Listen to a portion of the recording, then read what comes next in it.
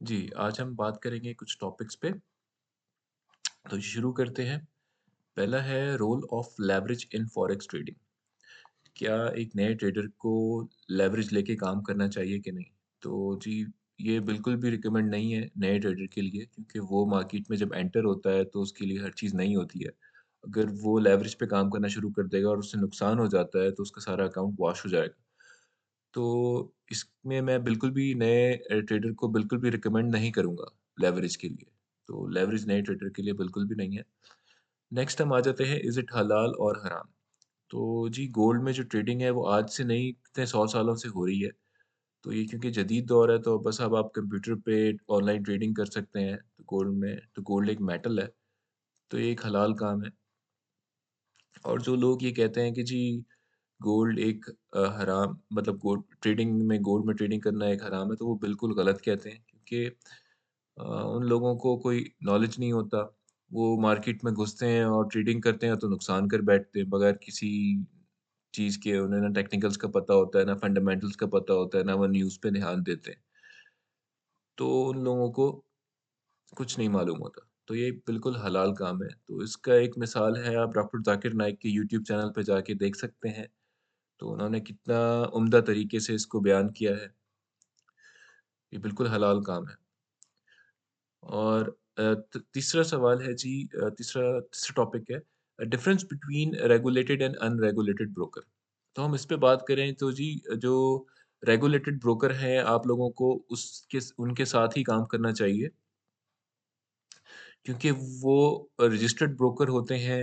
वो मिसाल के तौर पे हम आपको दिखाते हैं, यहाँ पे आप गूगल पे जाएं और आप लिखें, अगर आप पाकिस्तान में काम कर रहे हैं पाकिस्तान में, तो एसईसीपी तो है जी, securities and exchange commission of Pakistan. यहाँ से आप उनके लाइसेंस नंबर या उनका नाम लिखेंगे तो उनकी सारी डिटेल आ जाएगी उसमें। तो फिर आप उनमें से किसी ब्रोकर के साथ काम कर सकते हैं। वो एसईसीपी से रजिस्टर्ड होते हैं। बहरहाल, तो जो अनरेगुलेटेड ब्रोकर होते हैं वो रजिस्टर्ड नहीं होते। उनके साथ आप काम करेंगे तो नुकसान हो जाता है। तो बेहतर है कि जो सिक्योरिटीज़ एंड एक्सचेंज कमीशंस में जिन लोगों जो उनके साथ मुंसलिक हैं, जिन्होंने लाइसेंस लिया हुआ है, आप उनके साथ ही काम करें। हम अब आ जाते हैं जी, और दूसरा जो इंटरनेशनल ब्रोकर्स हैं, तो अगर आप किसी बाहर इंटरनेशनल ब्रोकर के साथ काम कर रहे हैं, तो उनका भी ये तरीक़ेकार है, उनकी वेबसाइट पे जाइए। जो उनका लाइसेंस नंबर है, वो जहाँ पे रजिस्टर्ड है, वहाँ पर आप उनका लाइसेंस नंबर डाल के सर्च करें तो उनके उनकी जो डिटेल है वो भी आ जाएगी। नहीं समझ में आए तो आप बेशक गूगल कर लीजिएगा। अच्छा जी। Number 4, on which base price move to one another place according to price action. तो अब हम चार्ट पे चलते हैं। ठीक है जी। ये मार्केट सिंपल है जी, एक ही असूल पे काम करती है, वो है जी सप्लाई एंड डिमांड। ठीक है जी। ये आप देख सकते हैं इस लेवल पे मार्केट में बहुत ज़्यादा सप्लाई मौजूद थी। तो यहाँ से मार्केट जो है टूटती हुई, बेरिश कैंडल्स आप देख सकते हैं, रेड टूटती हुई इधर तक आई। और फिर आपने ये देख सकते हैं कि यहाँ डिमांड आई है तो मार्केट यहाँ से उठती हुई ये जा रही है। अब मैं आपको पीछे एक मिसाल दे दूँ, जैसे ये आप देख सकते हैं कि यहाँ पर इतनी डिमांड मौजूद थी, यहाँ से मार्केट उठी और आप ये देख लें इधर, और फिर यहाँ पर इतनी सप्लाई थी कि यहाँ से दोबारा मार्केट जो है टूटती हुई इधर आई। तो ये है जी, बेसिकली मार्केट जो काम करती है वो सप्लाई एंड डिमांड पे काम करती है।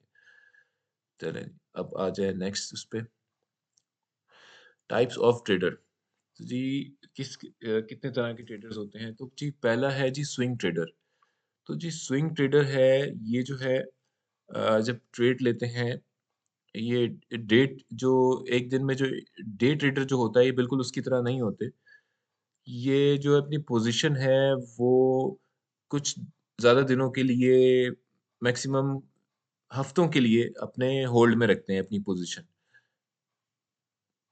और जो पोज़िशनल ट्रेडर होता है, इसे कहते हैं जी, ये हफ्तों के लिए, महीनों के लिए, अमूमन मैक्सिमम जो है साल के लिए अपनी जो ट्रेड है वो होल्ड में रखते हैं, ये पोजिशनल ट्रेडर जो होते हैं। अच्छा, अब हम बात करेंगे जी टेक्निकल ट्रेडर्स कौन होते हैं?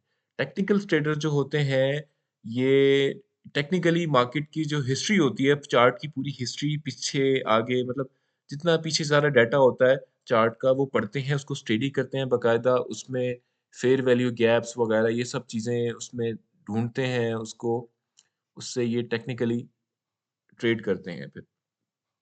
सारे उनके पास हिस्टोरिकल डाटा होता है, सारा काम करते हैं, तो ये और आगे चलें, तो टेक्निकल ट्रेडर बेसिकली फंडामेंटल्स पे भी काम करते हैं क्योंकि इनको न्यूज़ वगैरह सबका ऑलरेडी पता होता है।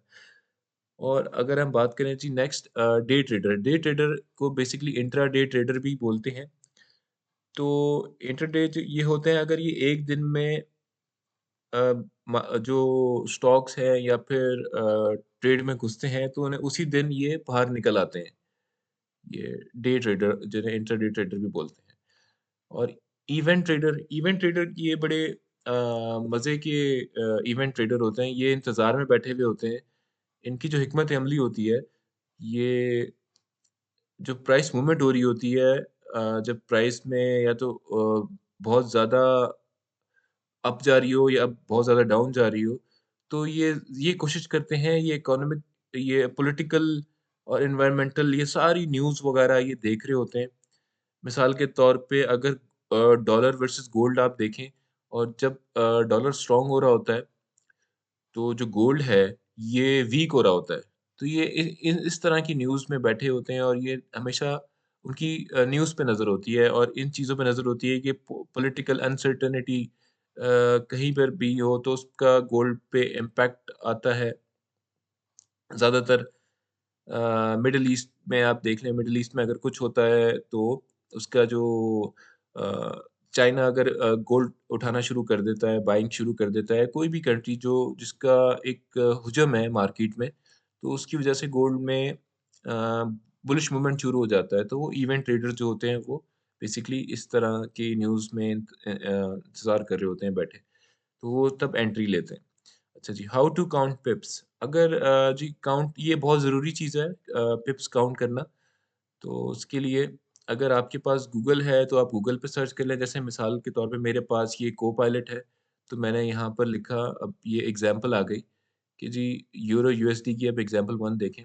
स्टार्टिंग प्राइस दी हुई है यहाँ पे 1.1000 एंडिंग प्राइस जो है 1.1050 तो पिप्स मूवमेंट जो होगी इसमें तो ये 0.0050 50 पिप्स की मूवमेंट इसमें ये आप देख सकते हैं 0.00050 अब एग्जांपल 2 यूएसडी जेपीवाई ये डॉलर वर्सेस जापानी Japanese yen I guess starting price है जी 110.00 एंडिंग प्राइस है 110.50 पिप्स मूवमेंट कितनी हुई है जी इसमें 0.50 पिप्स की मूवमेंट। तो आपको ये अंडरस्टैंड करना होगा पिप्स का क्योंकि इससे आपको थोड़ा-सा मनी मैनेजमेंट वगैरह ये सब हम इस पे भी आगे बात करेंगे।